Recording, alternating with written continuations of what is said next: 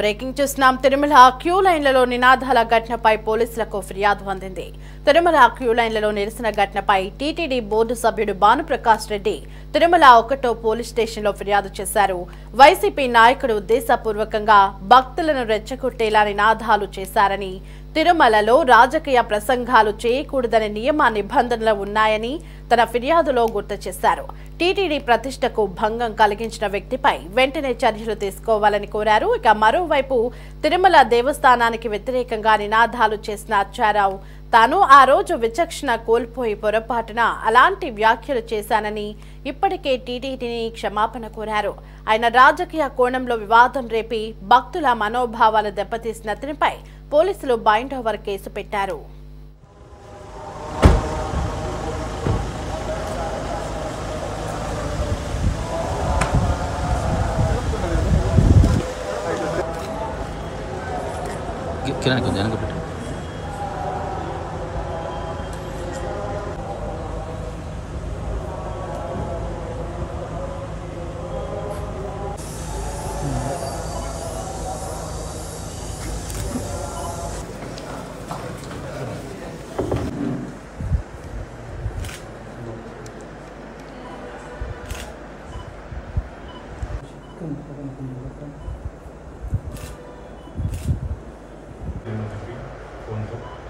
లోపలిచ్చి నాకు పాలన లేదు చైర్మన్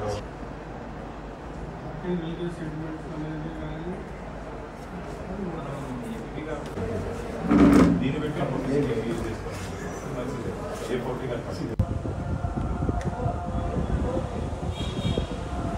అరే చూడండి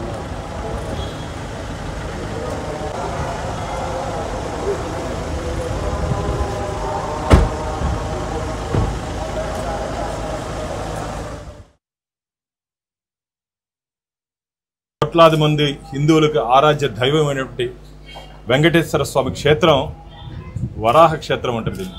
కానీ కొందరు దుర్మార్గులు దీన్ని విహార క్షేత్రంగా అనుకుని ఇక్కడికి వచ్చి వాళ్ళ ఇష్టానుసారం మొన్న రాత్రి 10:30 గంటల సమయంలో క్యూ లైన్లో వైసీపీకి సంబంధించినటువంటి ఒక నాయకుడు ఇక్కడికి వచ్చి ఉద్దేశపూర్వకంగా భక్తుల్ని రెచ్చగొట్టి EO down down, chairman down down, TTD down down, ప్రభుత్వం నశించాలని చెప్పి వ్యతిరేకంగా నినాదాలు ఇస్తూ మీరు చేతులు పైకెత్తి నినాదాలు ఇవ్వండి అని చెప్పి పక్కన ఉంటే భక్తులను కూడా రెచ్చగొట్టే విధంగా వ్యవహరించడాన్ని మేము తీవ్రంగా ఖండిస్తున్నాం.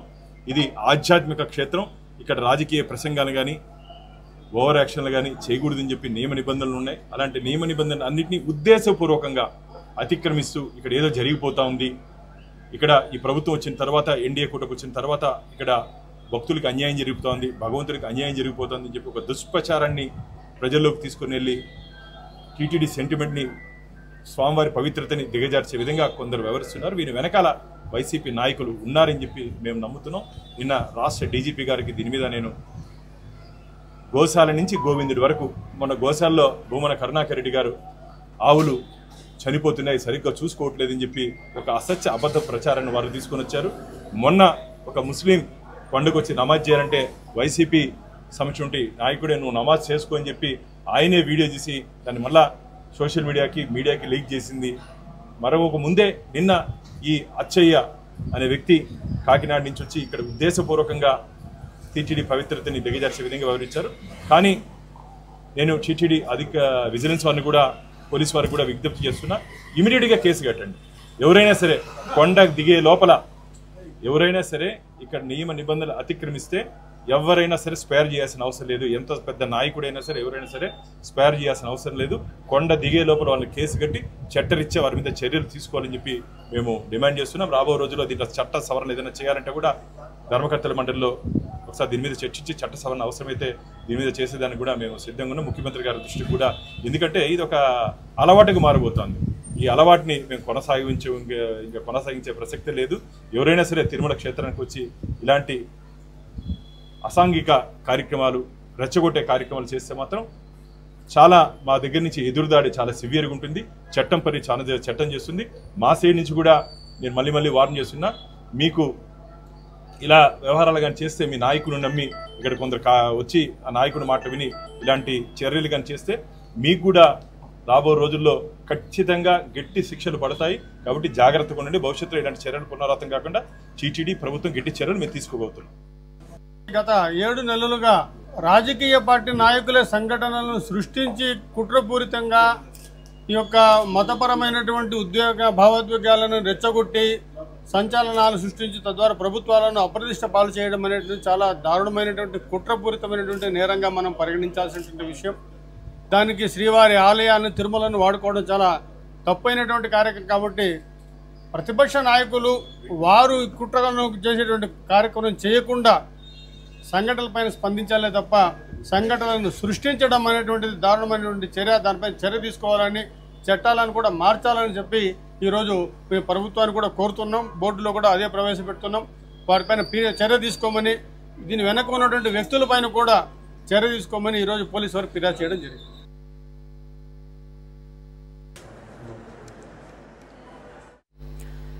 ఇక తిరుమల క్యూ లైన్ ఘటనపై పాలక మండలి సభ్యులు శాంతారాం నరేష్ ఆగ్రహం వ్యక్తం చేశారు. కాకినాడకు చెందిన వైసీపీ నాయకుడు పథకం ప్రకారమే టీటీడీకి వ్యతిరేకంగా క్యూ లైన్లలో నినాదాలు చేశారని ఆరోపించారు. చంద్రబాబు ప్రభుత్వంలో ఎలాంటి తప్పులు కనబడట్లేదని, ఏదో రకంగా హిందూ ధర్మాన్ని కించపరిచి హిందువుల మనోభావాలను దెబ్బతీయాలని వైసీపీ టార్గెట్ గా పెట్టుకుందని మండిపడ్డారు. ఈ ఘటనపై కరుణాకర్ రెడ్డి హస్తం ఉండి ఉంటుందని బోర్డు మెంబర్లు అనుమానం వ్యక్తం చేశారు. శ్రీవారితో నాటకాలు ఆడటంతోనే జగన్ 11 సీట్లకు పడిపోయాడని, వైసీపీ కుట్రలపై పాలక మండలి సమావేశంలో చర్చించి తగిన చర్యలు తీసుకుంటామని హెచ్చరించారు. మా దైవం చంద్రబాబు నాయుడు గారి ఆదేశాల మేరకు బిఆర్ నాయుడు గారి అధ్యక్షతన గత గవర్నమెంట్ వచ్చిన తర్వాత సుమారు 1 సంవత్సరం అయింది. బోర్డు వేసి సుమారు 7 నెలలు పూర్తవుతుంది. 7 నెలలు మీకు అందరికీ బాగా తెలుసు, మీడియా మిత్రులందరికీ మాకంటే మీకే ఎక్కువ తెలుసు. ఈ 7 నెలల కాలంలో తిరుమల తిరుపతి దేవస్థానాన్ని ప్రక్షాళనే కాకుండా అన్నప్రసాదాలు పంచడంలో కానీ సుమారు 1,00,000 మంది ఈరోజు అన్నప్రసాదాలని స్వీకరిస్తున్నారు. ఒక కార్యక్రమం జరిగితే, ఒక రథసప్తమి రోజు కానీ, బ్రహ్మోత్సవాల రోజు కానీ, ఏదైనా పెద్ద కార్యక్రమాలు జరిగితే ఆ కార్యక్రమాలు అయిన తర్వాత చైర్మన్ గారు, ఈఓ గారు, జేఈఓ గారు, బోర్డు మెంబర్లు భక్తుల్లోకి వెళ్ళి మీకు ఏ సమస్యలైనా ఉంటే మాకు డైరెక్ట్ చెప్పండి, మీకు అన్నప్రసాదాలు కరెక్ట్గా ఇచ్చారా, క్లీనింగ్ కరెక్ట్గా ఉందా, ఈవెన్ బాత్రూములు కూడా కరెక్ట్గా ఉందనేసి భక్తుల అభిప్రాయాలు తెలుసుకోవడం కూడా గత 7-8 నెలలుగా మీరు చూస్తున్నారు. ప్రతి ఒక్కరి దగ్గర అంత ధైర్యంగా పోయి అడుగుతున్నామంటే మేము చేసే పనిలో క్వాలిటీ ఉంది. చంద్రబాబు నాయుడు గారు చెప్పే ఆదేశాల మేరకు నేను నడుచుకుంటున్నాం. ఈఓ గారు, జేఈఓ గారు, మా చైర్మన్ గారు చెప్పేదాన్ని తూచా చెప్పకుండా పాటిస్తున్నామని ఈ వైఎస్ఆర్సీపీ నాయకుడు కాకినాడకు సంబంధించి ఇది పథకం ప్రకారమే చేశారని మేమందరూ వైఎస్ఆర్సీపీ లీడర్స్ పథకం ప్రకారమే చేశారని కూడా మేము చెప్పుకుంటున్నాం. ఎందుకంటే బోర్డు అయిన తర్వాత ప్రతి నెలకు ఒక కార్యక్రమంగా పెట్టుకొని ఈ వైఎస్ఆర్సీపీ లీడర్లు, జగన్ ప్రభుత్వం, ఈ కరుణాకర్ రెడ్డి, ఈ రోజా వీళ్ళంతా తిరుమల టార్గెట్ చేసుకున్నారు. ఎందుకంటే గవర్నమెంట్లో, ప్రభుత్వంలో చంద్రబాబు నాయుడు గవర్నమెంట్ ఇప్పుడు చేస్తుండే విషయాల్లో ఏది వాళ్లకు దొరకలేదు మైనస్ పాయింట్లు. ఒక హిందూ ధర్మాన్ని, ఒక హిందూ మనోభావాల్ని దెబ్బతీసే విధంగా నడుచుకోవాలనేసి తిరుమల తిరుపతి దేవస్థానం ప్రతి నెల ఒక టార్గెట్గా పెట్టుకున్నారు. అదేవిధంగా జనవరి నెలలో ఈ వైఎస్ఆర్సీపీ లీడర్లు కరుణాకర్ రెడ్డి మొన్నే అన్నాడు 2,000 మంది నా నిఘా నేత్రాలు ఉందనేసి. అప్పుడే మాకు అనుమానం వచ్చింది. ఈ తొక్కిసలాట్లో కూడా ఈ వైఎస్ఆర్సీపీ నాయకులు 6 మంది ప్రాణాలు పోయేదానికి కూడా కారణం ఏమో అని విచారణలో కూడా దగ్గరలో తెలుస్తుంది. కాబట్టి అది కూడా మాకు ఒక అనుమానం ఉంది. అదేవిధంగా ఫిబ్రవరి నెలలో గుండు కొడితే 100 రూపాయలు, అంటే నెలకు ఒక ప్రోగ్రామ్గా పెట్టుకున్నారు. ఈ భక్తులు, హిందూ భక్తుల మనోభావాలను దెబ్బతీయాలని గుండు కొడితే 100 రూపాయలు అనేసి పాత గత 3 ఏళ్లకు ముందు వీడియోని దాన్ని రిలీజ్ చేసి ఆ వైఎస్ఆర్సీపీలో పనిచేసే సోషల్ మీడియా వ్యక్తే దాన్ని వైరల్ చేసి దాన్ని చాలా వరకు చెడ్డ పేరు తేవాలనే ఒక ఉద్దేశంతో ఈ వైఎస్ఆర్సీపీ నాయకులు చేస్తున్నారు. అదేవిధంగా మార్చిలో, జనవరి అయింది, ఫిబ్రవరి అయింది, మార్చిలో పాపి వినాశం డ్యాంలో బోటింగ్ పెడుతున్నారని ఇంకొక ఇష్యూ తెచ్చిపెట్టారు.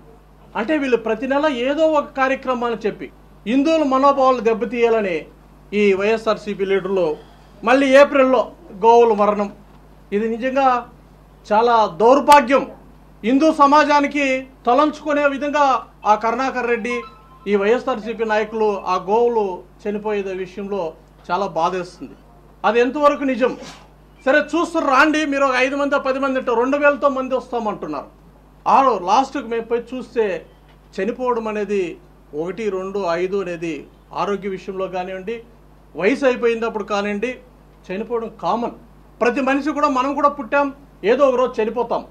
కొంతమంది యాక్సిడెంట్లో చనిపోతారు. సేమ్ అదే విధంగా కొన్ని జరగడం అనేది అది సర్వసాధారణం. దాని 100 ఆవులు చనిపోయింది అని చెప్పి దుష్ప్రచారం కూడా చేయడం జరిగింది.